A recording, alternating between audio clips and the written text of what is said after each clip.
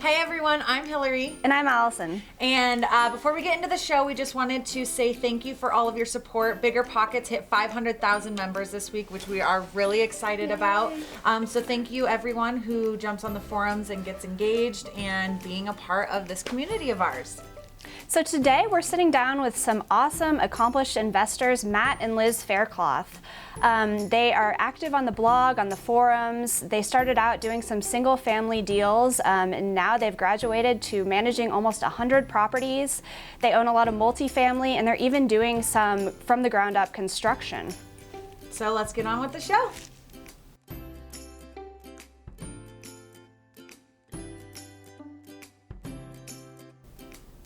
So you've been around the blog and the site quite a bit, but for those of the listeners who don't know, can you tell us a little bit about how you first got started in real estate investing?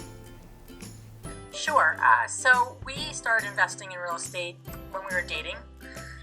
Before even we were engaged, we went to a number of workshops and sessions and read books, and both wanted to learn as much as we could. Neither of us had background in real estate.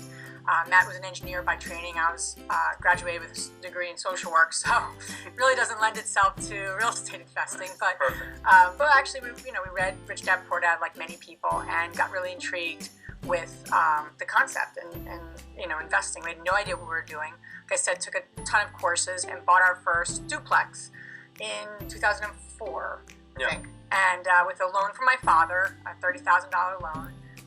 We started with nothing, and then kind of grew from there. So better, and we actually both love real estate, obviously now. But it started with like a simple interest and just sit on the beach and this is a passive income and just sit and relax. So it hasn't been that exactly, but that's how we got started. Yeah. That's awesome. So fast forward a few years later, you guys are doing some really interesting things. What projects are you working on now that you're most excited about? So we've got a couple, and I before this call we wanted to talk about our 22-unit apartment building right by the Trenton train station. There's a lot of other developments happening around the train station. There's a guy building 140 units of really, really high-end luxury rentals that are in a converted factory. So the time is right to be doing things that are much smaller than 140 units, but are still going to benefit from the splash that he's going to make in that neighborhood. So we bought a lot of properties around the train station, and we're looking to redevelop this lot too.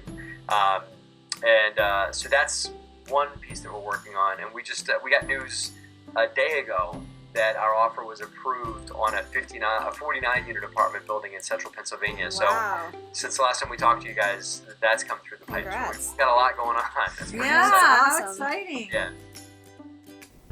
So for new members who are just starting out that want to invest in apartment buildings, what would you suggest for those people? Should they start with single family homes, something smaller, or would you say they should actually just start with apartment buildings? I know there's a lot of gurus out there that are telling you, you can just go out and buy a 100-unit apartment building first deal, no big deal. I'm very glad that we didn't listen to that advice and go do that. We started with small multi, single-family homes as well, and learned the landlording game and increased it from there. You don't have to go as slow as we did. It took us 10 years to the point where now we're looking at 40. Think that for yourself as an investor, and then you can tell potential investors that are going to work with you that you've done smaller deals, be that a 2-family, a 4-family, and just work your way quickly up from there. But I don't recommend people jumping out and taking down a multi-million-dollar project, even though there's plenty of hard to get a loan if it's your very first deal, unless you bring in someone else and have the experience as well. So I to work your way up. So. Mm-hmm. And going back to some of the projects you mentioned, some of them are from the ground up. How do you go about going after these deals? Is it a long process? When and how do you start looking at that? Well, don't get me wrong. We're not looking to go out and build a bunch of 22-unit apartments. The proposal that was selected as the winning bid, and not just a financial bid, but also just for the plan that we put forth. They like to see how it goes for building a multifamily. I think that if it goes well, we would consider more of it. But this was a special case because it's in a downtown urban center, and there's not that much City of Trenton wanted to put out for bid. So Nice. Is there anything specifically that goes into, getting an apartment building or anything that people wouldn't know? Are there zoning issues, studies you need to do, anything like that? absolutely, because if you're going to go out and buy a single family home, or even go out and buy an existing apartment building, odds are it's just given that site is going to be zoned for what it is that you want to use it for. It's going to be zoned to be a single family home or an apartment building or whatever. But this was a raw piece of land, and so it wasn't zoned for that. So you had to go through the zoning board. You had to develop something called a site plan, which showed the picture of the parking lot and all kinds of surveys. And we had to have a traffic study done. We had to have a traffic an analysis on how our development was going to affect traffic on the street and stuff. So you have to get that type of zone. But things like that are a way to take a piece of land that's maybe worth this and get paper approval to where it's worth much, much more because you're approved to do what you want to do. These things involve lawyers and architects and an appearance. But in New Jersey, this is what you have to do. But once you get that approval, you can pretty much go out and do it, and the land is then worth much more. There's people actually go in and buy a piece on it. They won't actually go out and build the homes. They'll just get it approved, as I just described, and then they'll sell it off to someone else that's going to build it, because doing that work adds value to the land itself without even having to, pick up a hammer.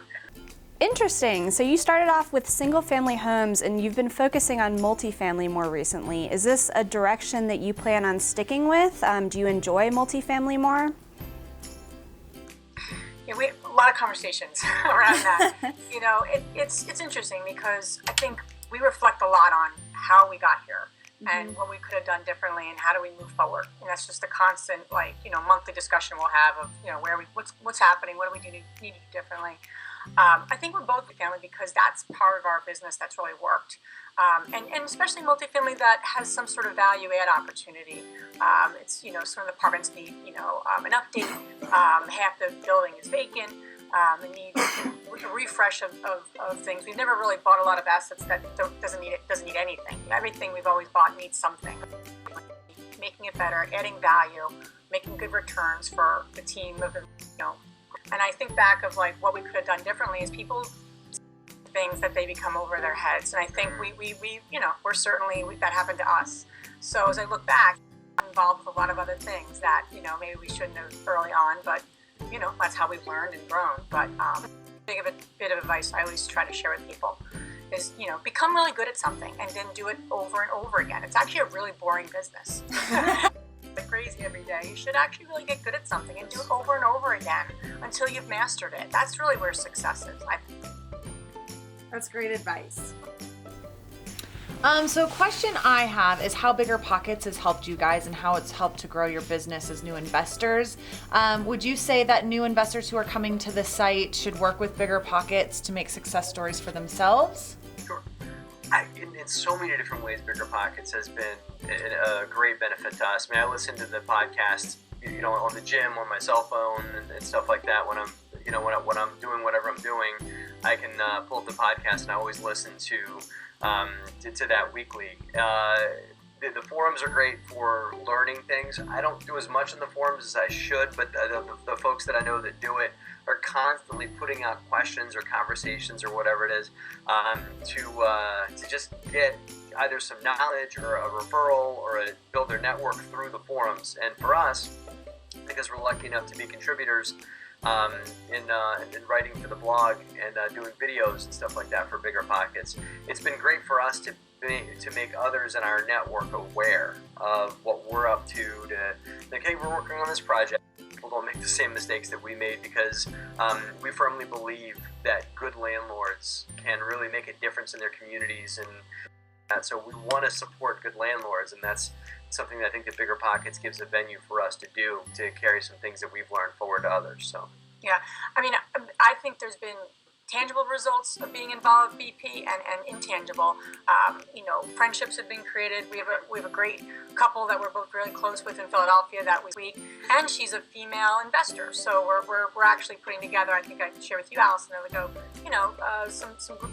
We're kind of brainstorming together to do some things together. For women investors. Yeah. Yes, you can come to that at all. Women need their own groups. Okay. But anyway, we raise investors, we build relationships. We ask a lot of questions. Last week, we're considering solar on our office building. And, I put a note out there, does anyone have any experience? And it's just great to get support. So we give support, but we get support. And you can't just spam people, and you can't just ask for things. You have to give, and people don't always get that. So I think that's an important part of any community. And then to not just create an online connection, but then to take that in person. I had a coffee meeting a couple weeks ago with someone I met on BiggerPockets, and she's like, "I'm so glad you met with me." I'm like, "It's so nice to meet with you and meet people and connect with people doing what you're doing." So I think if you work the community and really become an active part of it, you can get so much from it, both tangible and intangible. Huge fans of BiggerPockets. Awesome to hear that. That's wonderful. So to wrap this up, what's the number one tip you'd give to someone who's starting out, who wants to be where you guys are in a number of years? If you had to narrow it down to one piece of advice, what would that be?